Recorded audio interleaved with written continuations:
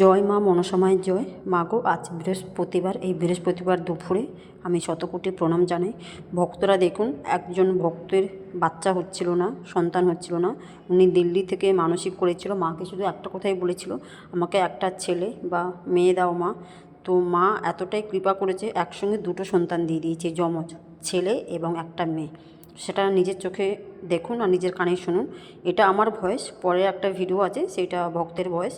তো মা একটা কথা বলবো, সবাইকে এরকমভাবে দেখো, কেন অনেক মারা আছে সন্তান হচ্ছে না। জয় মা মনসামায় জয়। আমি মানসিক করেছিলাম আমার যাতে বাচ্চা হয়ে যায় তাড়াতাড়ি।